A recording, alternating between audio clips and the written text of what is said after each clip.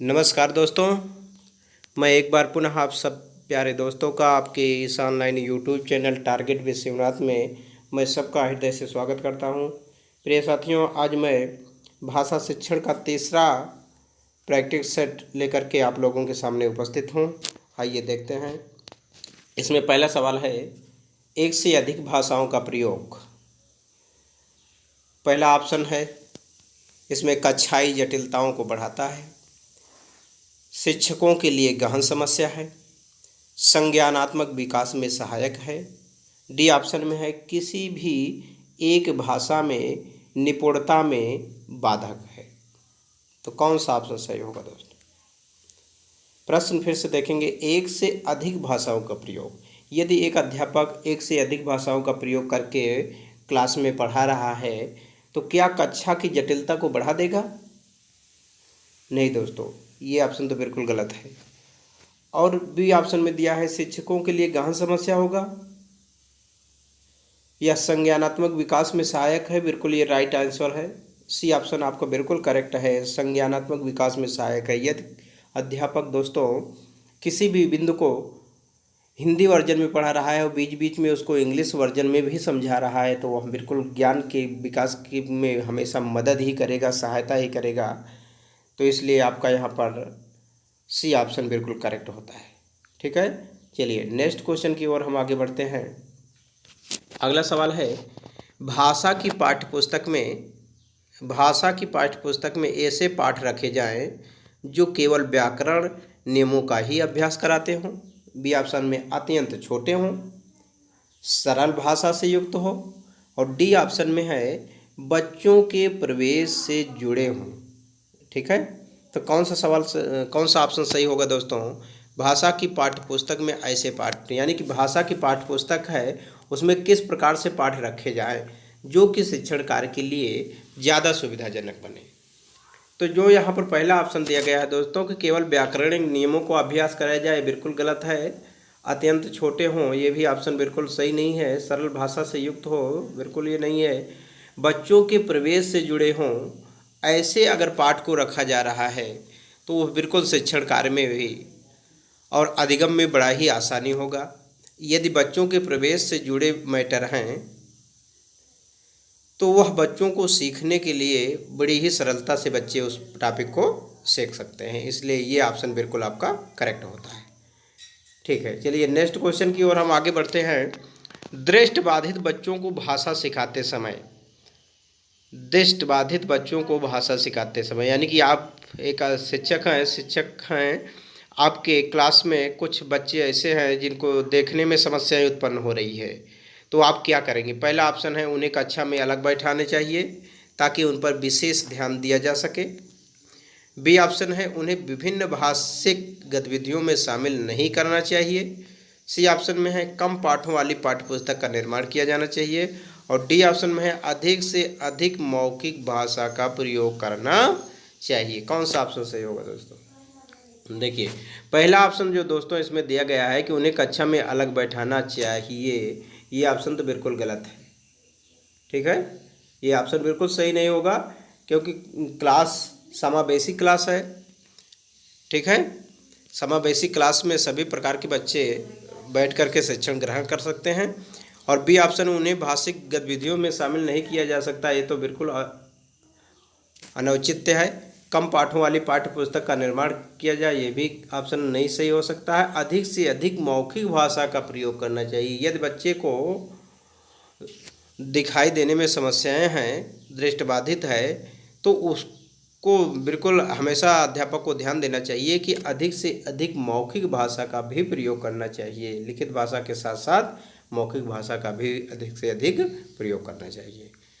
ठीक है, चलिए नेक्स्ट आप क्वेश्चन की ओर हम आगे बढ़ते हैं। कक्षा में मौजूद बहुभाषिकता, यानी कि कक्षा में बहुभाषिकता का माहौल है, क्या ये सहायक हो सकता है कि नहीं सहायक हो सकता है, इसके बारे में देखेंगे। पहला ऑप्शन है, बच्चों को लक्ष्य भाषा सीखने के लिए हतोत्साहित करती है, यानी कि क्या बच्चों को लक्ष्य भाषा सीखने के लिए उत्साहित नहीं करेगी बहुभाषिकता। बी ऑप्शन है, शिक्षक के लिए एक जटिल और कठोर चुनौती हो जाएगी। बहुभाषिकता का माहौल है यदि कक्षा में तो शिक्षक को पढ़ाने में जटिलता होगी। ये ऑप्शन बी कह रहा है। सी ऑप्शन में कह रहा है भाषा शिक्षण में बाधक है, तो क्या बाधक हो सकता है? डी ऑप्शन में भाषा शिक्षण में एक संसाधन के रूप में प्रयोग हो सकती है। बिल्कुल ये राइट आंसर है आपका, डी आपका यहाँ पर बिल्कुल राइट आंसर होगा, डी ऑप्शन, कि यह अगर कक्षा में बहुभाषिकता का माहौल है तो भाषा शिक्षण में यह संसाधन के रूप में बिल्कुल कार्य करती है। चलिए नेक्स्ट ऑप्शन की ओर बढ़ते हैं। प्राथमिक स्तर पर भाषा की पाठ्यपुस्तक में किस तरह की रचनाओं को स्थान दिया जाना चाहिए? ठीक है, यानी कि किस प्रकार प्राथमिक स्तर पर भाषा का पाठ्यपुस्तक में किस तरह की रचनाओं को स्थान देना उचित है? पहला ऑप्शन है विदेशी साहित्य की रचनाएं, बी ऑप्शन है ऐसी रचनाएं जो बच्चों के प्रवेश से जुड़ी हो और जिनमें भाषा की अलग अलग छटाएं हों, डी सी ऑप्शन में दो जो प्रत्यक्ष रूप से मूल्यों पर आधारित हो, डी ऑप्शन केवल कहानियाँ अथवा कविताएं हों। तो कैसी होना चाहिए? तो बिल्कुल दोस्तों यहाँ पर आपका बी ऑप्शन बिल्कुल करेक्ट है। ऐसी रचनाएं हों जो बच्चों के प्रवेश से जुड़ी हो, जिनमें भाषा की अलग अलग छटाएं हों। ये ऑप्शन बिल्कुल आपका सही है। चलिए नेक्स्ट क्वेश्चन की ओर हम आगे बढ़ते हैं। अगला क्वेश्चन है द्वितीय भाषा के रूप में हिंदी सीखने का मुख्य उद्देश्य है। द्वितीय भाषा के रूप में हिंदी सीखने का मुख्य उद्देश्य है। पहला ऑप्शन है मानक हिंदी लिखने में निपुणता प्राप्त करना, हिंदी और अपनी मातृभाषा के अंतर को कंठस्थ करना, सी ऑप्शन है हिंदी के व्याकरण पर अधिक अधिकार प्राप्त करना, दैनिक जीवन में हिंदी समझने तथा बोलने की क्षमता का विकास होना। कौन सा ऑप्शन सही होगा दोस्तों बताएंगे? कौन सा ऑप्शन इसमें सही होगा? यहाँ पर आपका डी ऑप्शन बिल्कुल करेक्ट है दोस्तों, कि द्वितीय भाषा के रूप में हिंदी सीखने का मुख्य उद्देश्य हमारा है कि दैनिक जीवन में हिंदी समझने तथा बोलने की क्षमता का विकास करना। चलिए नेक्स्ट क्वेश्चन की ओर हम आगे बढ़ेंगे। अगला क्वेश्चन है कि निम्नलिखित में से कौन सा बच्चों को भाषिक क्षमता के आकलन का सबसे उचित तरीका है? यानी कि किसी बच्चे के भाषिक क्षमता का आपको आकलन करना है, आप कैसे आकलन करेंगे? कौन सा ज़्यादा उचित है? ऑप्शन में बताएंगे। पहला ऑप्शन है बादल, आसमान, चिड़िया, बच्चे आदि संज्ञा शब्दों का प्रयोग करते हुए एक कहानी लिखिए। संज्ञा की परिभाषा को पूरा कीजिए, संज्ञा को परिभाषित कीजिए, संज्ञा शब्दों के 2 उदाहरण दीजिए। बताइए कौन सा ऑप्शन सही होगा? यानी कि बच्चों के भाषिक क्षमता का आकलन करना है आपको, तो आप कैसे जानेंगे कि किसी भी टॉपिक पर बच्चे को अधिक से अधिक ज्ञान है? तो यहाँ पर जो पहला ऑप्शन है बिल्कुल करेक्ट है कि बादल, आसमान, चिड़िया, बच्चे आदि संज्ञा पर का प्रयोग करते हुए एक कहानी लिखना है। तो यदि बच्चा बादल, आसमान, चिड़िया और बच्चे को संयोग करके इन संज्ञा पर एक विस्तृत कहानी लिखता है तो ये माना जाएगा कि इस बच्चे को भाषिक क्षमता का अच्छा ज्ञान है। ठीक है, चलिए नेक्स्ट क्वेश्चन की ओर हम आगे बढ़ते हैं। अगला क्वेश्चन है कि निम्नलिखित में से कौन उच्च प्राथमिक स्तर पर भाषा शिक्षण का उद्देश्य नहीं है? नहीं की बात कर रहा है। सही रूप में समझना, ये तो बिल्कुल। दूसरा विकल्प है व्याकरण के नियमों को रटना, तीसरा है निजी अनुभवों के आधार पर भाषा का सृजनशील प्रयोग, डी ऑप्शन है दूसरों के अनुभवों से जुड़ पाना और संदर्भों में चीज़ों को समझना।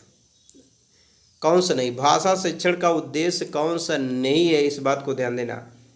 तो हमेशा ध्यान दीजिए दोस्तों, यहाँ पर जो बी ऑप्शन है बिल्कुल आपका करेक्ट ऑप्शन है कि व्याकरण नियमों को रटना। और दोस्तों मैं आपको बताना चाहता हूँ कि सीटेट के परीक्षा में कहीं पर भी रटने की बात आती है, याद करने की बात आती है, रट्टा मारने की बात आती है, तो वह ऑप्शन पहले ही गलत माना जाएगा। यानी कि रटन विद्या के लिए, रट्टा मारने के लिए एनसीएफ 2005 पूर्ण रूपेण विरोध करता है। इसलिए कहीं पर भी ऑप्शन रटने की बात करता है तो वह ऑप्शन बिल्कुल गलत होगा। ठीक है, तो यहाँ पर कौन सा उद्देश्य नहीं की बात कर रहा है? तो व्याकरण नियमों को रटने का जो बात कर रहा है ये बिल्कुल उद्देश्य भाषा शिक्षण का नहीं है। ठीक है, चलिए नेक्स्ट क्वेश्चन है कि बच्चों को मौखिक अभिव्यक्ति का विकास करने के लिए सबसे कम प्रभावी तरीका कौन सा होगा दोस्तों। क्षमा कीजिए दोस्तों, इसमें आपका 2 ऑप्शन कट चुका है, नहीं आया हुआ है इसमें।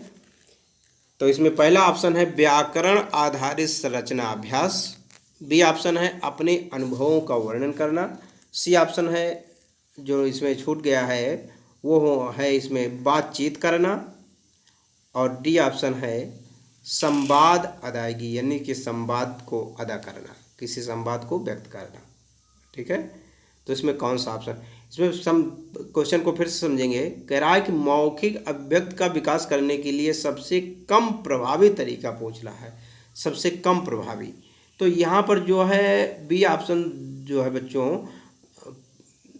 प्यारे दोस्तों, अपने अनुभवों का वर्णन करना, तो ये तो अभिव्यक्त करने का कौशल है, माना जाता है कि अपने अनुभवों का। और डी या सी ऑप्शन में जो बातचीत करना, बातचीत के माध्यम से भी मौखिक अभिव्यक्त किया जा सकता है, और संवाद के माध्यम से भी मौखिक अभिव्यक्त बिल्कुल संभव है, और सबसे कम प्रभावी है व्याकरण आधारित संरचना का अभ्यास। यहाँ पर आपका पहला ऑप्शन बिल्कुल करेक्ट है। सी ऑप्शन को फिर से नोट कर लेंगे। सी ऑप्शन में है बातचीत करना, यानी कि बातचीत के माध्यम से भी मौखिक अभिव्यक्ति हो सकती है, और डी ऑप्शन में संवाद अदायगी, संवाद अदा करना, यानी कि संवाद के द्वारा भी व्यक्ति अपने मौखिक अभिव्यक्ति को बयां कर सकता है, मौखिक अभिव्यक्ति दे सकता है। तो मौखिक अभिव्यक्ति के विकास में सबसे कम प्रभावी तरीका है पहला ऑप्शन जो दिया गया है, व्याकरण आधारित संरचना का अभ्यास करना। यही आपका राइट आंसर होगा दोस्तों। चलिए नेक्स्ट क्वेश्चन की ओर हम आगे बढ़ेंगे। निम्नलिखित में से कौन सा द्वितीय भाषा शिक्षण का उद्देश्य नहीं है, नहीं की बात कर रहा है। ठीक है, द्वितीय भाषा शिक्षण का उद्देश्य नहीं है। पहला ऑप्शन है विभिन्न क्षेत्रों स्थितियों में हिंदी की विभिन्न प्रयुक्तियों को समझने की योग्यता का विकास, बी ऑप्शन हिंदी के व्याकरणिक नियमों को कंठस्थ करना, सी ऑप्शन है दैनिक जीवन में हिंदी में समझने तथा बोलने की क्षमता का विकास, डी ऑप्शन है बोलने की क्षमता के अनुरूप लिखने की क्षमता का विकास करना। कौन सा ऑप्शन सही होगा। हमेशा ध्यान दीजिए दोस्तों, भाषा शिक्षण का उद्देश्य नहीं है, अगर नहीं की बात करता है तो उस पर विशेष ध्यान दिए कि ऐसे क्वेश्चनों पर कि द्वितीय भाषा के शिक्षण में कौन सा उद्देश्य नहीं है।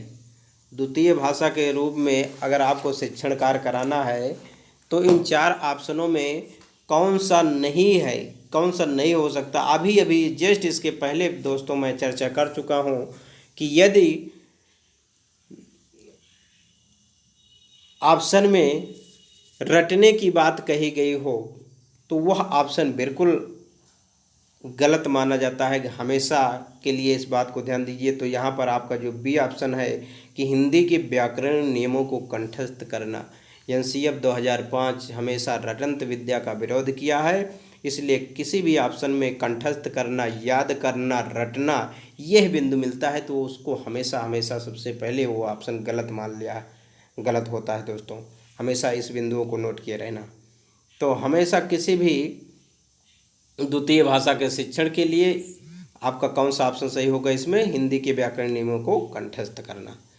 तो दोस्तों ये हिंदी भाषा के 10 प्रश्नों की श्रृंखला आपको कैसे लगी, आप इन 10 प्रश्नों में कितने क्वेश्चन को आप कर पाए हैं दोस्तों, इसको ज़रूर आप कमेंट में दिया करें ताकि हमें ये आकलन हो कि आपकी तैयारी कैसे चल रही है। इसी के साथ मैं अपने प्यारे दोस्तों को ढेर सारी शुभकामनाएं देते हुए मैं आज की इस क्लास का समापन करता हूं। बहुत बहुत धन्यवाद।